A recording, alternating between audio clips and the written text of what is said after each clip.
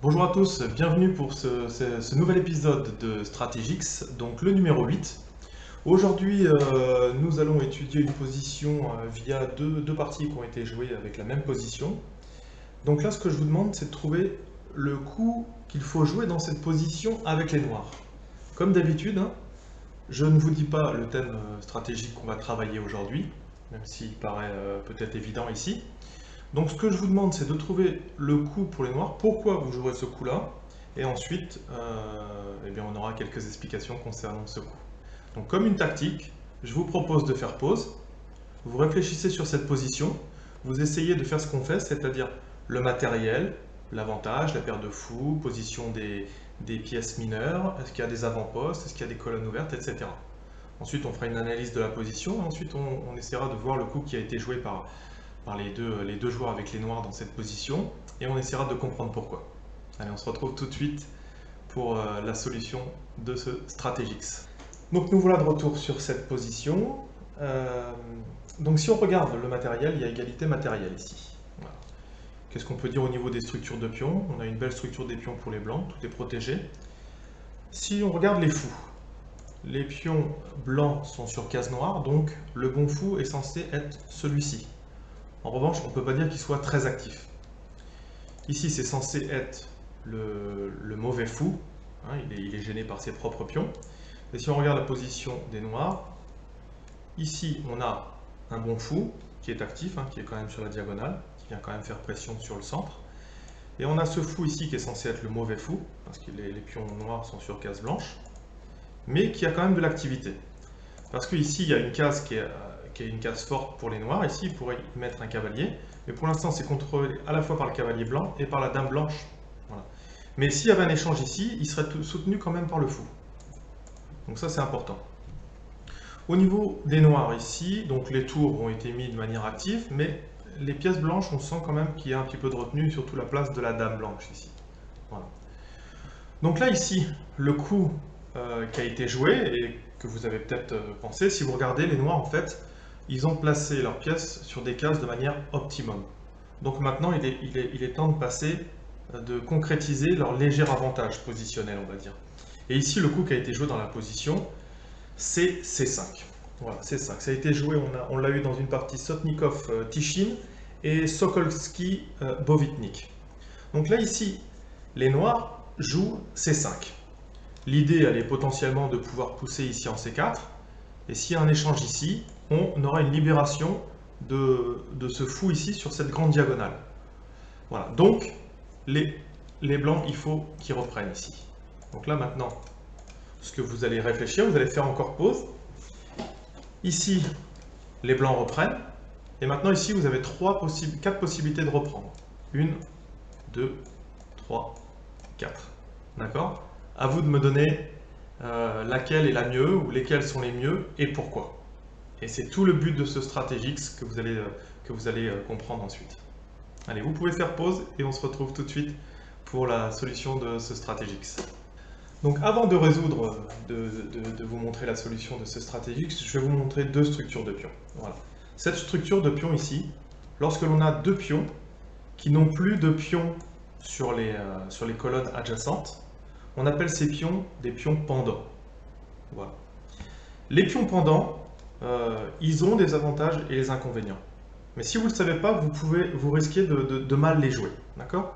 Les pions pendants, si vous regardez bien, ici, ils contrôlent quand même énormément de cases. Voilà. Et plusieurs fois.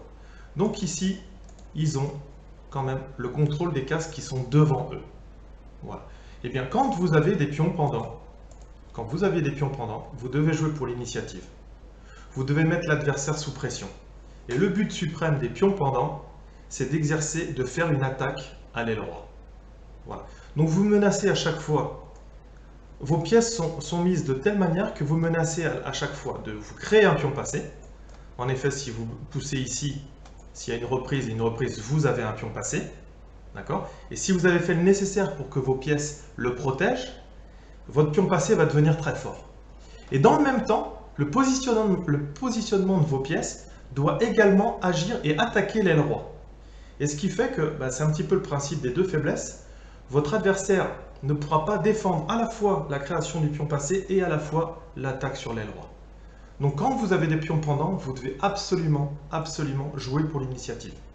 À chaque fois que vous allez pousser les pions pendants, vous allez créer des faiblesses. Vous allez créer des faiblesses. Si vous poussez ce pion, vous allez créer des faiblesses sur ces cases-là. Ça, c'est important. Maintenant, on va voir une deuxième structure de pion à peu près identique. Voilà, cette structure de pion s'appelle la position pion dame isolé. Vous le trouverez en PDI quelquefois dans certains livres, position dame isolée. Un pion isolé comme ça, c'est forcément une faiblesse en finale. Ça, c'est clair. Voilà. Et encore que, même si vous perdez ce pion-là, vous avez encore des chances de nul si vous gardez quelques tours. Mais ce pion, c'est une faiblesse en finale, indéniablement.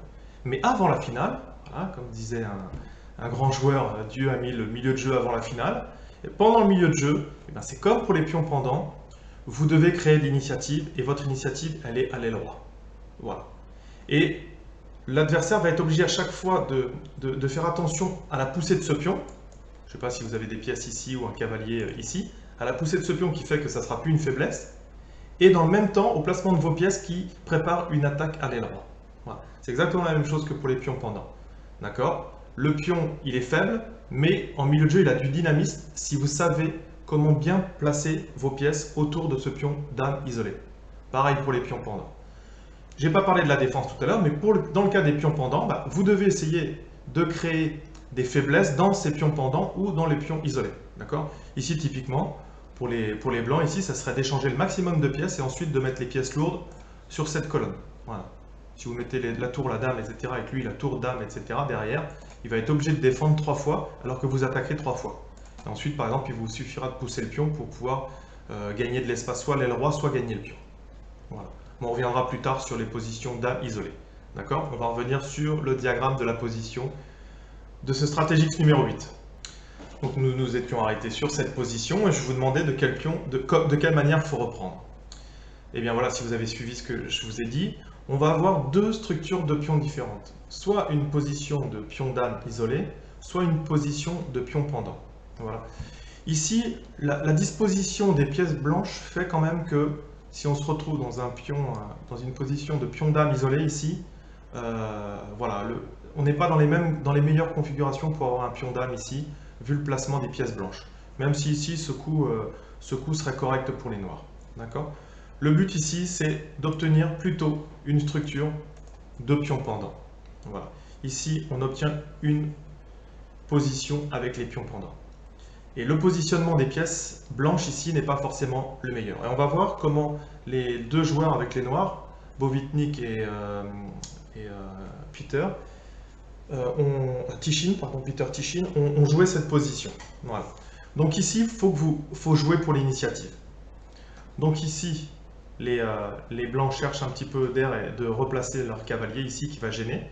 Donc ils vont jouer cavalier en E2, voilà, histoire de faire jouer leur fou qui est sur la grande diagonale, et également pouvoir jouer potentiellement sur cette diagonale-là, et également faire pression sur les pions.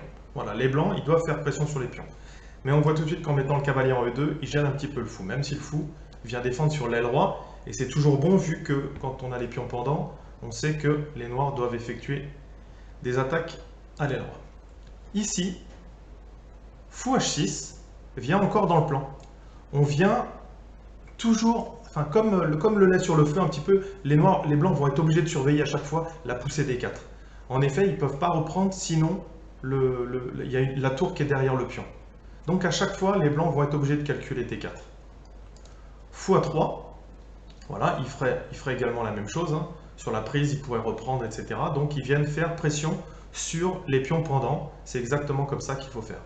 Mais ici, les noirs sont déjà en possibilité de faire leur attaque sur l'aile roi. Avec le fou qui est ici, les deux tours qui sont sur la colonne C et la colonne D, et même ce fou ici va parvenir ici sur cette case qui au final est faible. Hein. On voit déjà potentiellement des sacrifices ici prises, et la dame pourrait reprendre ici, on aura déjà une pièce pour 2 pions avec un échec. Voilà, les tactiques vont arriver. Donc là, les deux joueurs dans cette position ont joué cavalier G4, et bien maintenant, on a déjà des menaces de fou cavalier prend, fou, échec, et on vient gagner 2 pions pour la pièce. On a même aussi des dames, etc. Donc ici, on commence déjà à avoir des grosses menaces sur E3. Donc dame D3 est quasiment forcée pour contrecarrer. Et ici, bah, vous pouvez faire pause si vous voulez chercher la position. On a 2 coups qui sont tactiques, qui sont bons dans cette position. Et c'est les 2 coups qui ont été joués par nos joueurs avec les noirs dans cette position. Donc ils ont joué de manière active et en fait, ils ont vraiment fait ce qu'il faut avec les pions pendants, c'est-à-dire tout de suite essayer d'amener une attaque sur l'aile roi. Donc la suite de la position, ici, on va voir la première. On a Dame F6. Dame F6, ça vient jouer sur le cavalier en F3. Et potentiellement, on vient augmenter la force de la poussée D4 avec une attaque sur le cavalier en F3. H3 ici. Mais il n'y a plus déjà beaucoup de solutions. Et ici, cavalier en E5. Donc cavalier en E5. Donc au lieu de protéger le cavalier, on vient gagner un temps, un coup intermédiaire en gagnant un temps sur la dame. Dame C2. Cavalier prend. Dame prend. Ici le pion, plutôt que d'enlever le cavalier. Effectivement, en fait, ici la force de D4 va faire qu'il va y avoir des menaces sur la case H1. H prend G4, maintenant que les blancs sont rentrés dans cette variante, ils sont obligés de reprendre le cavalier. D4, donc menace mat sur H1.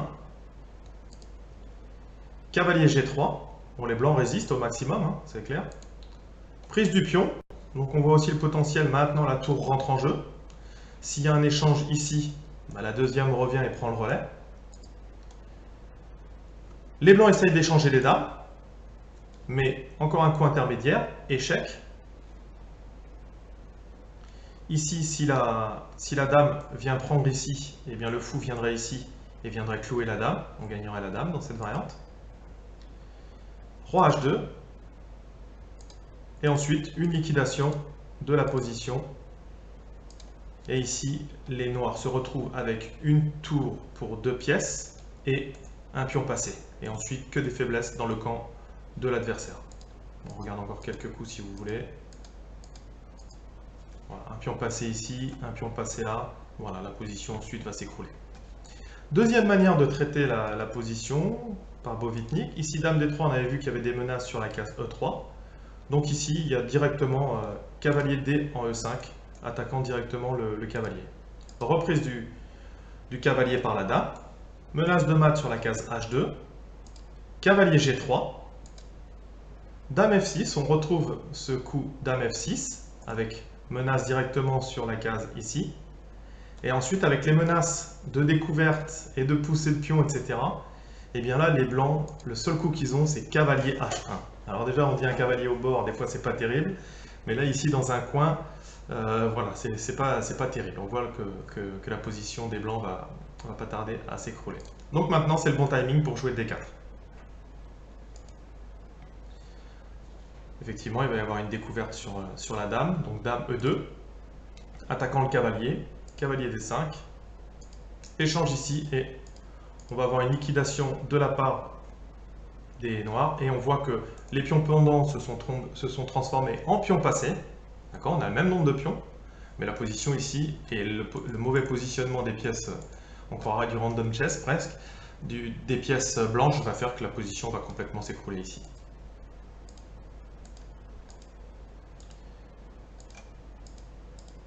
Et ici, gain d'une qualité. Et on va jouer encore sur le clouage pour aller chercher les derniers pions de l'aile dame. Et ici, abandon de la part des blancs. Donc ce stratégique numéro 8 traitait des pions pendants. On verra beaucoup de structures de pions. Donc les pions pendants, c'en est une. Les pions dames isolés, c'en est une. On a déjà un petit peu vu une introduction sur le pion dame isolé, de ce qu'il faut faire. Ici, c'est les pions pendants. Quand vous avez les pions pendants, vous devez être agressif, vous devez avoir l'initiative et vous devez monter une attaque sur l'aile roi tout en menaçant à chaque fois de vous créer un pion passé.